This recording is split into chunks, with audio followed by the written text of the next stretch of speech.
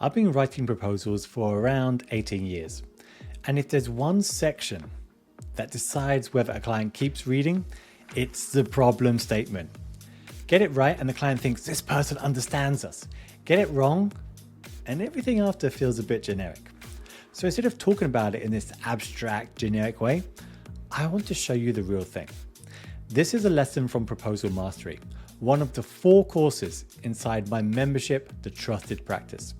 In this one, I sit down and write an actual problem definition for a live prospect from start to finish.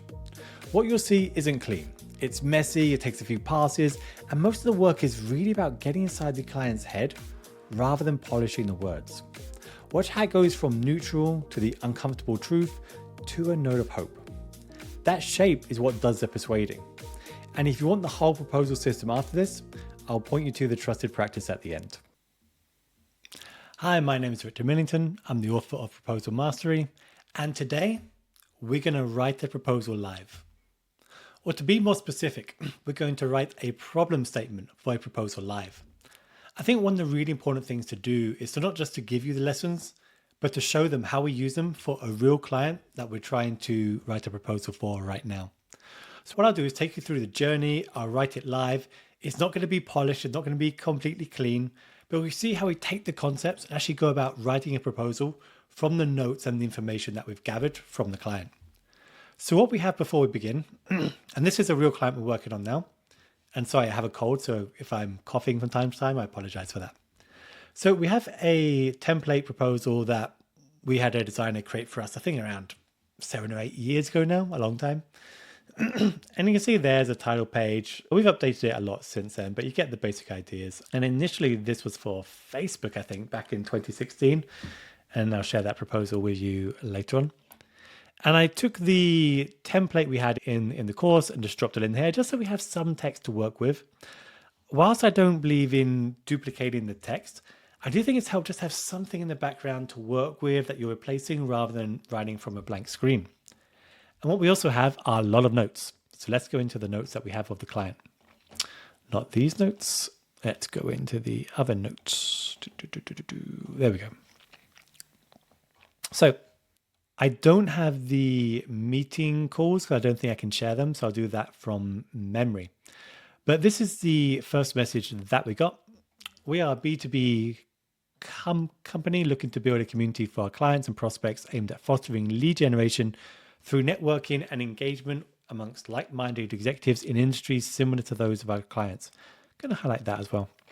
We already host, I think that's so important, we already host various events, webinars, and roundtable, and our goal is to leverage these activities to create, I'm going to use that word, a community that encourages repeat engagement from attendees while also driving referrals for new members. So this is the initial message that they sent to us. I replied, offering to set up a call and just asking for some more information about where they are in the journey at the moment. And they said, we're still in the early stage of the planning. We're exploring platform options and have some ideas in mind, but haven't finalized anything yet. Audience research is also something we're considering as part of our next steps. I'd love to set up a call to discuss this further. I work in the time zone, blah, blah. Okay. So what I go through here, my first step is usually just to highlight what are the kind of words that are important to them. So I think actually that their B2B company is important. Clients and prospects is interesting. It's important that we highlight that we're targeting both. Knowing what their goals are, lead generation is really interesting. Through network and engagement amongst like-minded executives in industries similar to those of our clients. We already host various events, webinars, and roundtable. Our goal is to leverage these activities. So they're not working from scratch. So in the proposal, I want to be very clear that I know that they're not beginning from scratch. I know that they have something that they can build on, and they should feel good about that they've already got something to build on, and I want them to feel like they're ahead of the journey. Repeat engagement from attendees, we're also driving referrals for new members. Okay, it's interesting. So basically, you want to host a community that just naturally brings more people in, and this generates leads. Second message says they've done some work already. So they're not flying completely blind, but I think they've realized how much that they don't know. In the call itself, it was quite interesting. I noted they were all great, all the right people on that call. They were a little concerned about the time frame though. So that was interesting. They wanted to know how soon I could begin, which is actually a great question to ask. They wanted to know how soon the community would be live, how long the project would take. All good questions, but it highlights there might be some internal pressure that they're getting. During the call, actually, what I did, and I think I can share it here, I just outlined the services by sharing this slide here. We don't always use it, but I just went through with them the kind of services that we offer. And I said what they need is not all of these things. And it's important that I want them to know I'm not trying to sell them as much as they could possibly buy. I only sell them the things that they actually need. So based on what they told me, I recommended that they need the strategy support, the implementation support, then the training support as well. So they needed help to deciding what to do, help actually doing it, and then training a community team. And then we got a response after I shared that by message as well. Thanks for sharing the details and outline of what you do. It was great speaking with you earlier. Your insights around strategy, implementation support, and training sound aligned with what we need. This is a great thing. I love this sentence so much. Regarding the estimated fee, so I gave them a broad range that they can work with, just like I say in the course, 45 to 75K. Could you please provide a breakdown of what that fee would include? It would also be helpful to know the individual costs of each segment if they are separate. We'll review the examples that you mentioned. These are the examples of other clients we mentioned, and we'll follow up with any additional questions. Let's coordinate a call. So reading this, what occurs to you? If you get a message like this, what occurs to you? And it's always important before you begin writing a proposal that you truly understand what your client wants, what's going on in their heads. So what's interesting to me is that the fee range I gave them didn't freak them out. They didn't ghost me. They didn't disappear. But when they're asking for a breakdown of it, it probably suggests that it might be a little bit high for them, a little bit out of their budget. So what it wouldn't surprise me is when I present this, if they want to remove one of these options, probably the implementation or the training. Yeah, so that wouldn't surprise me, but it's important just to bear that in mind. But we've got a broad range. So if they go for all three things, it'll probably be at the higher end of that. If it's just strategy, it'll be around 45K. And the examples, they were very interested in other organizations that I've worked with. So we go to the checklist. And there's a separate template I've shared in the course about this. What do we have? Good relationship with stakeholders. Yeah, we had 3 or 4 people on the call, all engaged. Everyone that needed to be there was there. I felt that they were good. The relationship was pretty strong. We do have alignment on the best way to solve the issue. It's clear that what I've suggested is what they want. So that's great. We've got that broad scope of work in place. And that here, your insights around this are exactly what we need. So we're good. Agreement on the broad budget. Yeah, I think we're broadly right here, but maybe at the lower range of that. A timeline to get started, we don't have. Surface any concerns? Yeah, there's some concerns about the budget, but we didn't really address it super directly. Part of this is just because I had a really bad cold last week, so I didn't chase up yet. And we don't really have full alignment on the proposal, but that's just because we ran out of time and there's a deadline to get this proposal in. So I just want to make sure that we work on this quite quickly and just get it done. Usually when a client says, if you have any questions, just drop us a line. Anything that's missing from your list of ingredients here is what you want to be asking about. But we have all of this. So I'm just going to copy this section. Because what I like to do when I begin writing a proposal is that there's iterations of this. There's usually phase 1, phase 2, and phase 3. And phase 1 is just to get something done. So you can see here we have a hook. And then we have a little bit of an explanation behind that. And then we have what we're going to do. And I can actually just highlight this. We're going to do the hook, the synthesis of everything, explanation of the hook, and then what we're going to do. So as I said, let's just have a very bad first draft to begin with. So if I get this text here, again, I'm just going to put it to one side over here, just so I have something to work with. Let's make it a little bigger. Okay. So it's often easier to write the hook last. So let's begin with what are we actually going to do? What do they need? What's going on in their heads? So I want them to feel good and I want them to feel listened to. I want them to know I really know what problem they're trying to solve. And very often it might feel like you're just repeating back what they've said to you. Don't want to do that. but it sometimes helps just to begin with what they've said to you and then adapt it. So what do we want to put here? We are B2B equivalent to a Reddit community. See. Client, Okay, let's have something that's a little more fluid. Let's begin on a good note. Over the past few years, client has developed a thriving ecosystem of, what have they done already? Has hosted, let's just say hosted. We can update it later. Successful events, webinars, and roundtables, which attract like-minded executives. Yeah, I think that can provide mutual support. So it's good to begin with something good, and then I want the however, the but. I really like this style of just throwing a spanner in the works. What's the problem? Why can't they just keep doing this? And that's the way we think about this. Where are they at the moment, and why can't they just keep doing this? And that's where the however makes it exciting. However, real-time engagement activities can take clients so far to build a community for our clients and prospects. The future. Again, this is just the crappy first draft, so we'll probably update it a lot later on.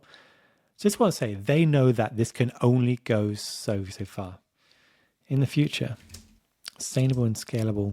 You notice that we've got the double S there. To develop a sustainable and scalable lead generation system, client needs to develop a community. Client needs to leverage these assets into a community. You notice I'm using the word leverage here because it's used there. I like highlighting the words that are interesting to them. So I think that's a good background. I think actually what I say is, why do they need us? Okay, why do they need us? Like, why can't they just do this themselves? That's the critical question to answer. And so this is how you have to be very clear about what is the value you add to this. And this is where we might go a little bit, what's the word? Might be clear about why they need us. But developing community isn't easy. Web is littered with, notice this is the metaphor, but developing a community isn't easy, and client lacks experience, support, lacks expertise to bring their vision to life. The web is littered with the ghost towns, with the empty ghost towns of promising community projects. Yeah, I think this is good. And lacks expertise. The web is littered with the empty ghost towns of it's fail to poor positioning, planning, and the technology, poor positioning, technology choices, poor positioning, technology choices. And so this is where I want a little bit of fear, but also not so dark it's going to freak them out. So I also want them to be the hero of this journey as well. Client has, let's have a new sentence. Has therefore invited Feverbee to help. Experienced guidance to bring this vision, to bring their community vision to fruition. Okay. This I like. So I think also why us specifically and what will we do is probably a better way of describing it. Okay, this is looking okay now, I think. So why specifically us? And what will we do? You'll notice in the discussions they asked for case studies, examples. It's clear that matters a lot. So this is what I want to really emphasize here. We believe our past experience let's say bringing a past experience and track record. Let's say and track record, bringing communities to life. Especially, notice again, we're talking a little bit about life and death, like the ghost towns, life and death. It's not like super acknowledged, but it's there. It's like that contrast that I want to see. We believe our past experience and track record of bringing communities live, especially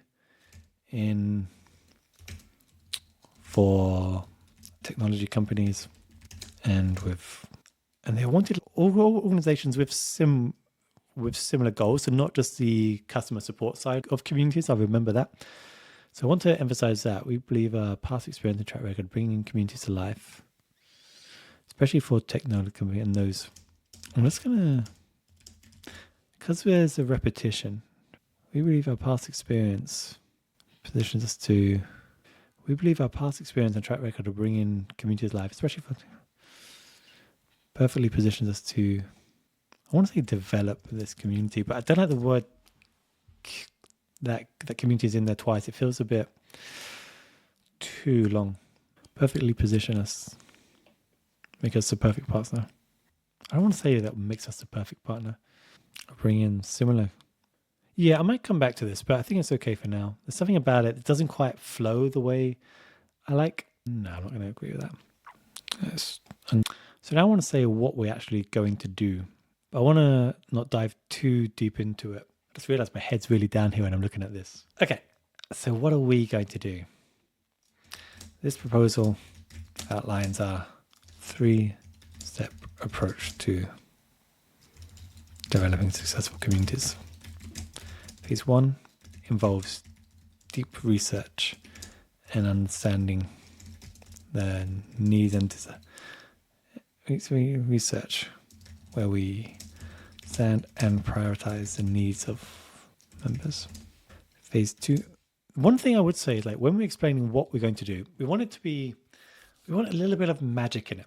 So the client doesn't just think they can do it themselves. So we don't want to be super transparent, but we want to be clear enough that the client knows that they need expert help. It isn't just something they could do themselves. That's why I'm using the term just research. 3-step, that should match up. 3-phase approach. Okay, phase 2, the needs of members. Prioritize members' needs. I don't know if I like that, but I might stick with it. Phase 2 is developing I would say detailed, comprehensive strategy. Okay, which leverages, I'm using that word again, or what should I say, integrates or combines, and creates existing engagement efforts to technology experience.